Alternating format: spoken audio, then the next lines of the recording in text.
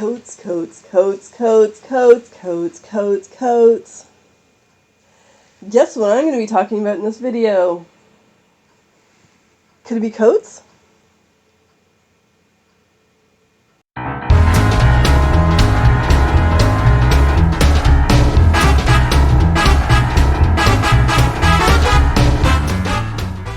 Welcome to Killer Kitsch Lizzie, my weird little world where I like to knit and sew and do other crafty things and apparently sing very badly. I never ever said I could sing. Please excuse that opening. But yeah, this video is going to be all about coats. And I had hinted in the previous video that this video was going to be all about that. So here I am, and I'm going to be talking about coats. Also, there's going to be an overhead, once I do the introduction, showing the process I've started to figure out which pattern I'm going to create in the end. And so, I sort of, as I hinted in the previous video, focusing on the 1940s. And the reason I'm focusing on the 1940s is because that is an era that I love the 30s and the 20s and the 50s, but when it comes to coats and suits, for me, I really feel like the 1940s was sort of the best era for women's suit jackets and coats. And now, that said, it changes a lot from the beginning of the decade to the end of the decade. I mean, clothing always does, right? It always changes from beginning to end of each decade, some more drastically than others. The 1920s would be an example of that. But yeah, I find that even with like sort of at the beginning of the decade with the 1930s, still kind of there. And at the end of the decade, from 47, when the new look came in from Christian Dior, there's an evolution of shape change, length change, shoulder width change, necklines change a little bit, materials change, especially after the war. In some parts of the world, fabric became a little bit easier to get a hold of. I know in the UK it was still under rationing, but in North America it was a little bit easier to get more fabric and better fabric.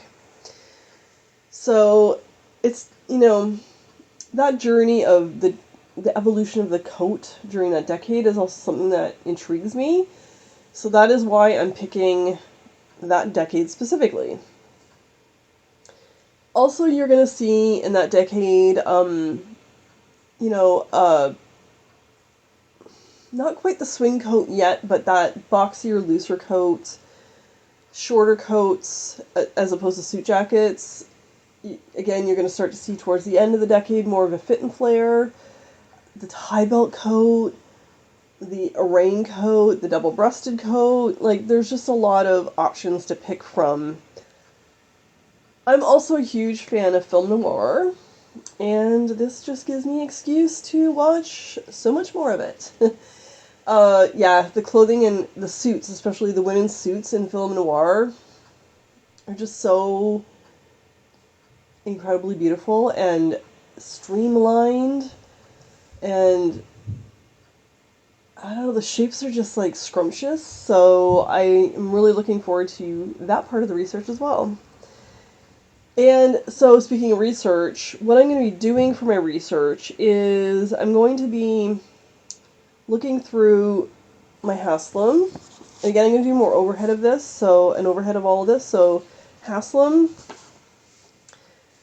because that's what I'm doing my pattern with, is I really want to delve more into Haslam, as I mentioned in the previous video, and I've been wanting to make a coat using the Haslam system for a long time. So Haslam is definitely part of it. Pinterest, the internet, it being inspired by a lot of Instagram accounts, because there was quite a few women that and men that do 1940s reenactment, and Sally Fountain is one of them. She's all 1940s. I get a lot of inspiration from her account, so check her out. For Christmas, my husband gave me this and the 1920s book, so I now have all three of them. I've done a previous video, which I'll link, about the 1930s book.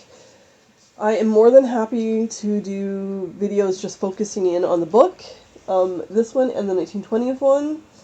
These are really, really useful resources because they cover everything from not just dresses, separates, suits, coats, they do accessories. And they do from the beginning of the decade to the end of the decade. They have, models and actresses and regular people. So I highly recommend, if you can find these books, get them. They are well worth it. They are expensive, but they're worth it. Especially if you're someone that is somebody who sews or knits, but also if you are wanting to design your own clothing. This is such an amazing resource, and I have already spent hours looking through these. Again, I'm going to show more of this in the overhead. And another thing I've been doing is started a scrapbook. Also, by the way, why don't they have scrapbooks anymore? This is actually a sketchbook. I can't find scrapbooks. You know, the ones that you could buy the hinges for, and you could put like photos in it or news clippings or whatever. Could not find one anywhere. I have looked all over the city. Maybe they don't do them like when I say scrapbooks, because I know scrapbooking is a thing, but old-fashioned scrapbooks. Why can't I find them? I don't want the fancy ones. I just wanted an old-fashioned one. Anyways, this works just as good. Rant over. But yeah, so I have broken this down into decades. Again, I'm going to show you this in the overhead. And 30s, 40s, and 50s.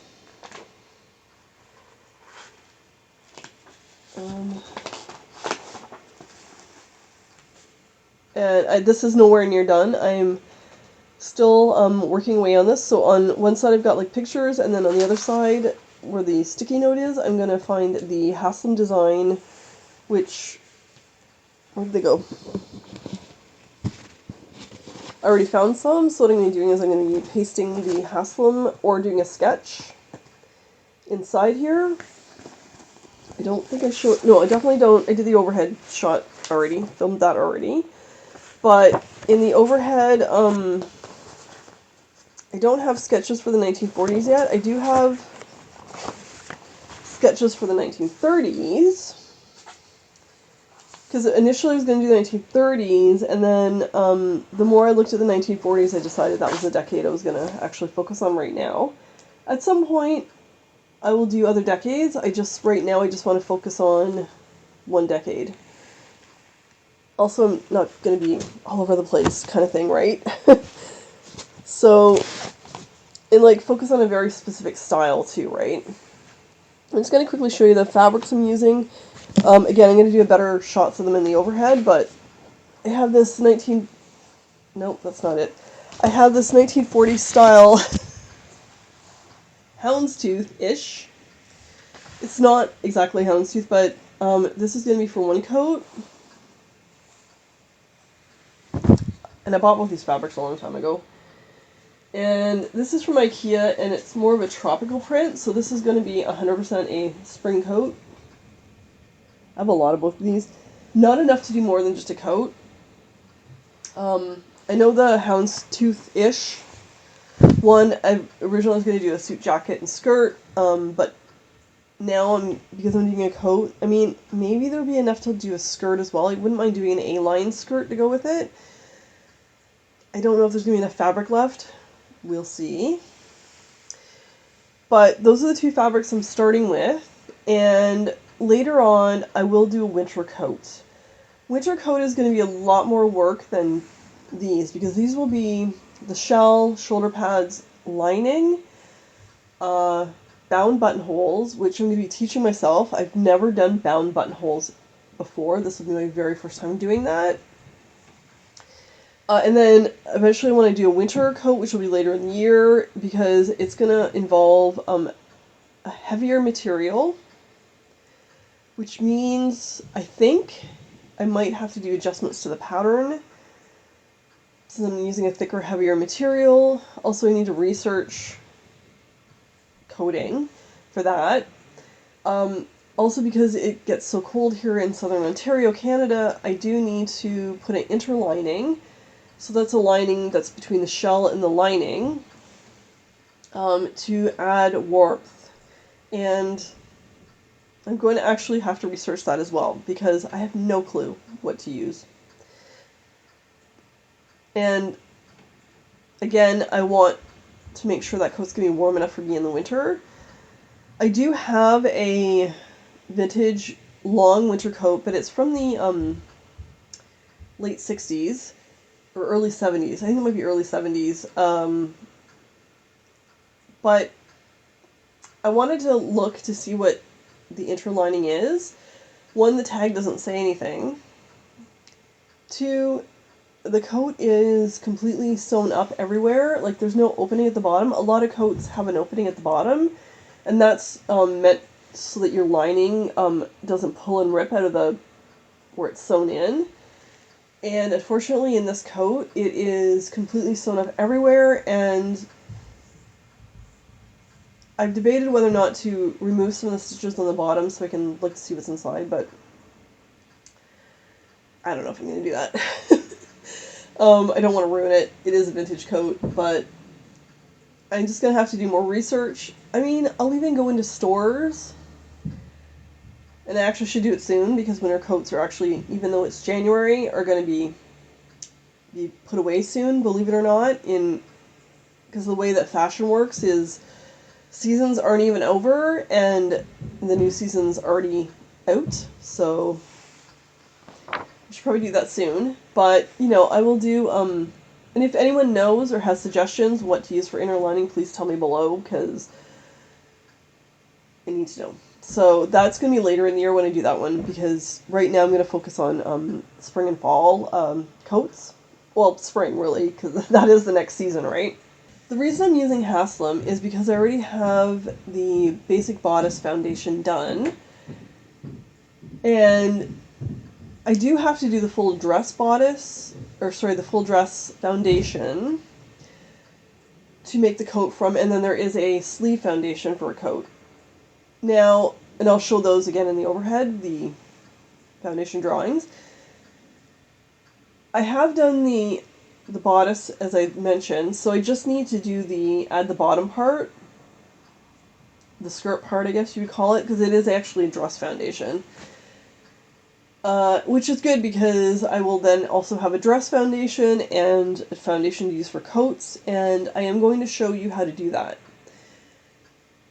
And when I do it, it'll be from scratch, because I'm going to have to retake my measurements, seeing as, again, not meaning to repeat myself over and over again, but I am losing weight.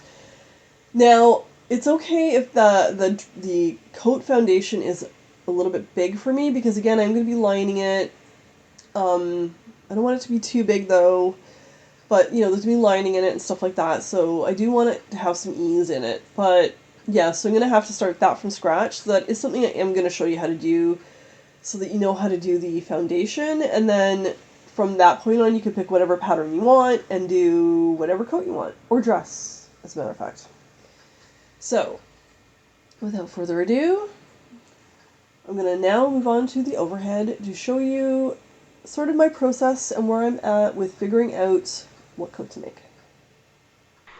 And here we are for the overhead shot.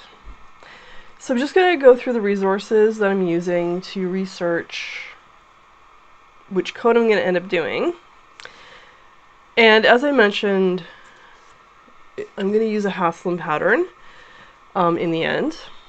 But before I get to that, I just wanted to show you the things that I'm using. So my husband got me this in the 1920s resource book for Christmas, so I now have all three.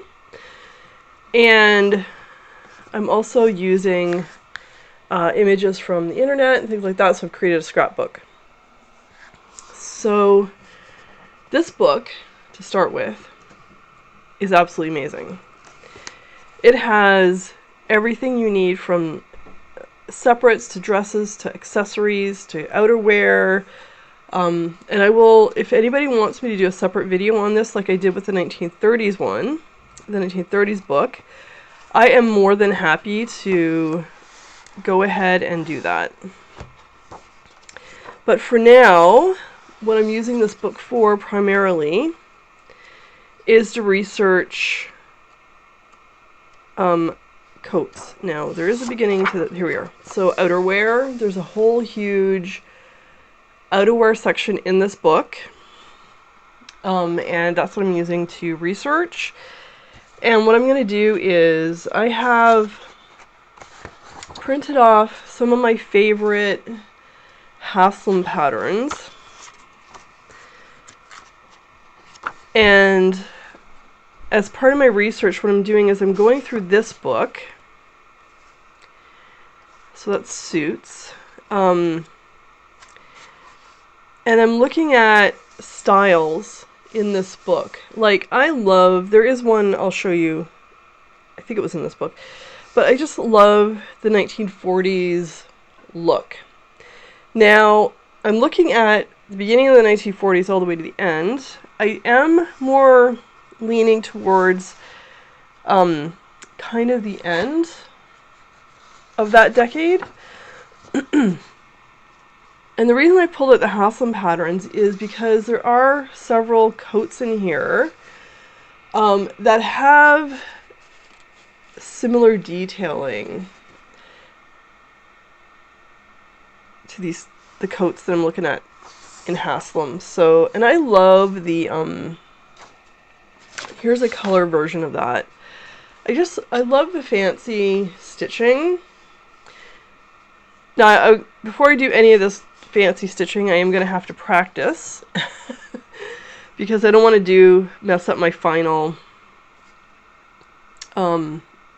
pattern coat. But there are just so many. There's cloaks.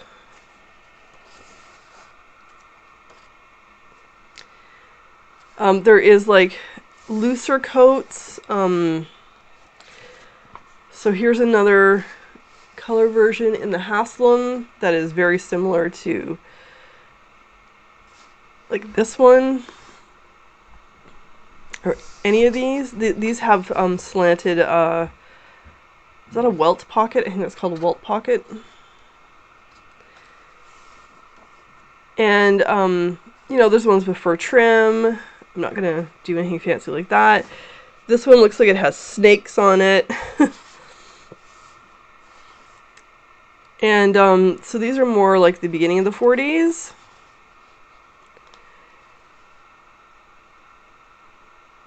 You know, and I wouldn't mind doing a faux fur coat at some point. And then there's shorter coats, like a bolero style. A lot of double-breasted. Also, one thing that they used to do in the 40s, again, they were having to ration because of the war, but they would do a lot of, they'd have one coat and they would have whole bunch of different collars that they could just switch up to give the coat a whole other look.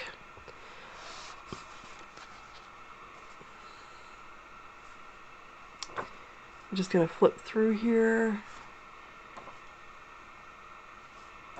just to give you an idea. Again, if you want a more detailed flip through of the entire book or the coat section, let me know and I could do just a video on that. Also, you know, accessories matching your collars. The hat matching I guess it's like a leopard print. Sometimes the cuff would also have that matching detail. Now, I personally am someone who loves, so this is a Christian Dior. You know, the new look starts coming in at the end of the 40s, and this is from 47. The more that fit and flare, I do love that look. I think I'm going either that way or something that is more of a, like this, where you have a tie belt, like you still are able to button it up. Like the buttons here are probably hidden. Let me just, I had another one here that I liked. Yeah, so, again, a lot of stitch detail. I mean, I don't have to do the stitch detail, but again, I like the belted option. Then there's something like this where, you know, the waist is cinched in. Here's sort of that fit and flare look again.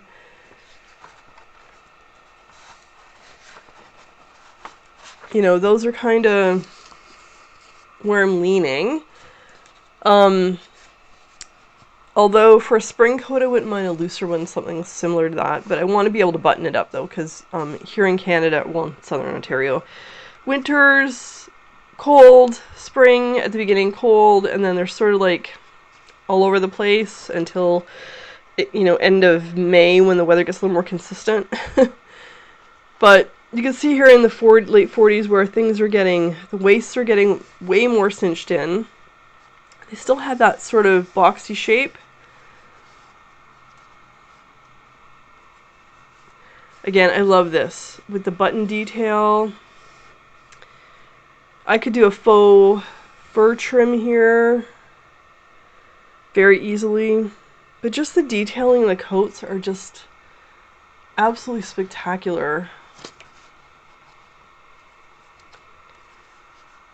And this is more like a raincoat, which I mean at some point I would like to do a raincoat. There was a houndstooth coat in here, because that's what, well, this is like a houndstooth type fabric.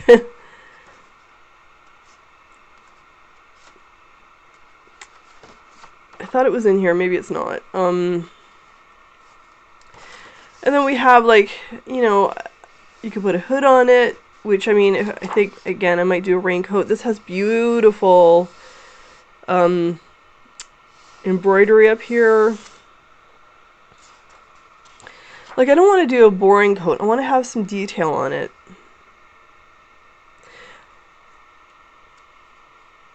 Also, a thing you're going to see a lot of, yeah, here, so this is more of a, they're single-breasted, with sort of that wilt pocket again. I actually like the big, it's like a flap. Now, I don't know if that's a faux pocket or not, or if that's actually a,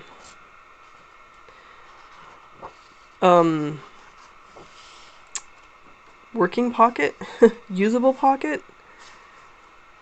No, I'm not seeing it. It must have been somewhere else where I saw it. Anyways, I did see a houndstooth, a photo of a houndstooth coat that, or maybe it actually might be my scrapbook. But this book is amazing. I gotta tell you, all three of them, 1920s, 1930s, 1940s. I thought there was a 1950s one, but it does not look like there is. They should, because, and on the cover has that new look style, Christian Dior new look. Move that over there for a moment. And then we have my sketchbook. Now I've broken this up into decades. So right now, so I have 1930s, 40s, and 50s, but really what I'm concentrating on right now is the 1940s.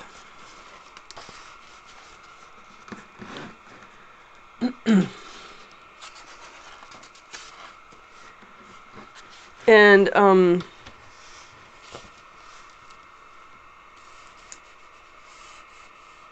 I do actually like this top one here where it's got like the two buttons at the top. And then nothing down, but I'm wondering if there's like another hidden button down here. Again, beautiful stitching.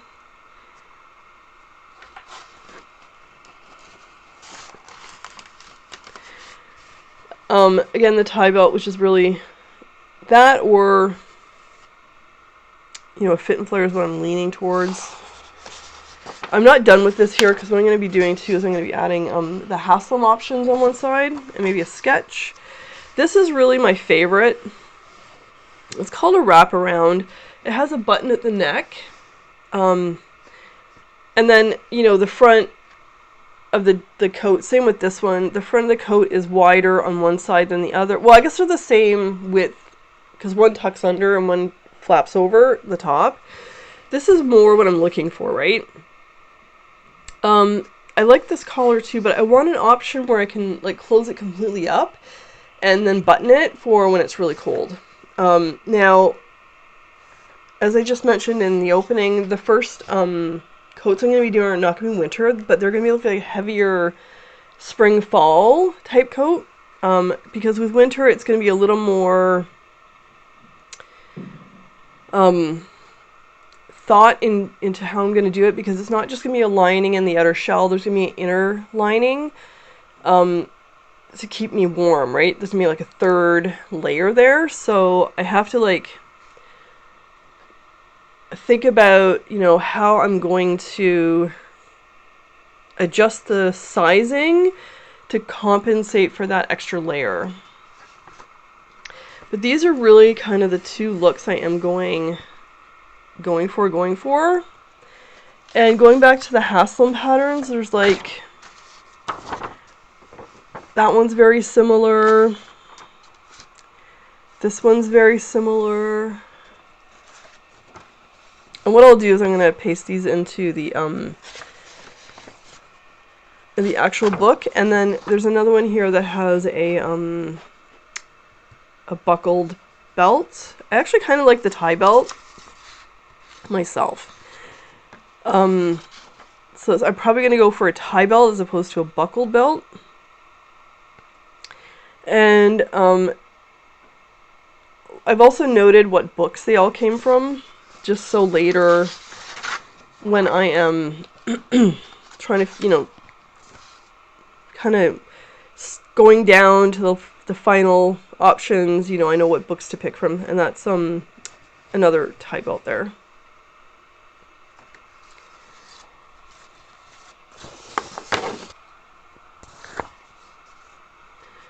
And then, let me just, before I move on to the how I'm going to do it, so I have fabric that I bought a million years ago. This is sort of like a houndstooth. I don't know if it's exactly a houndstooth. I think the shape of this is slightly different.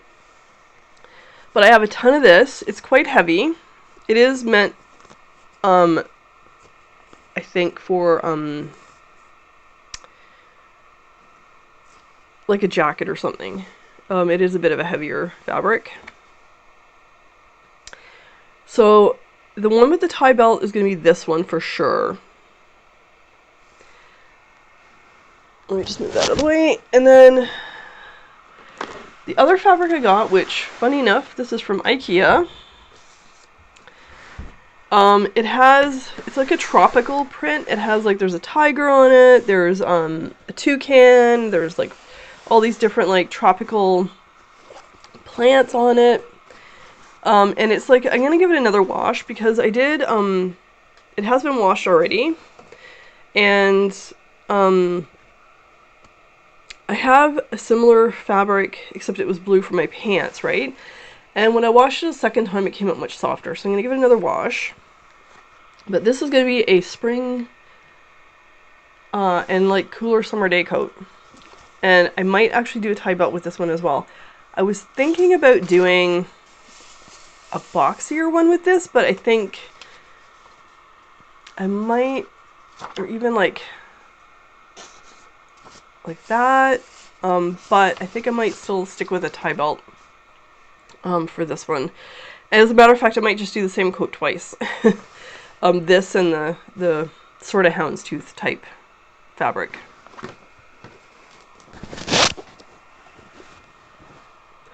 And then, so for the Haslam coats, you have to actually do, hold on, I think one of these has the coat pattern on them. Actually, two of them do.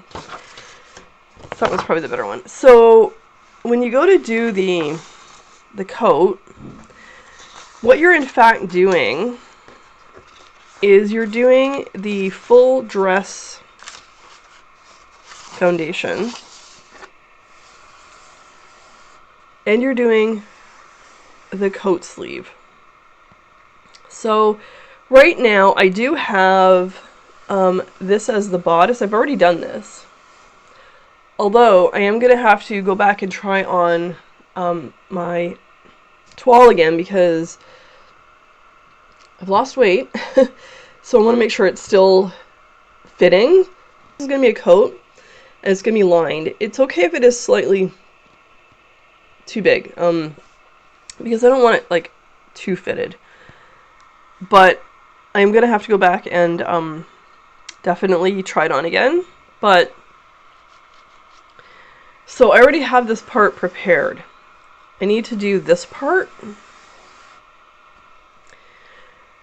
And it's going to be one full foundation, so I'll just trace around this and then add this part on.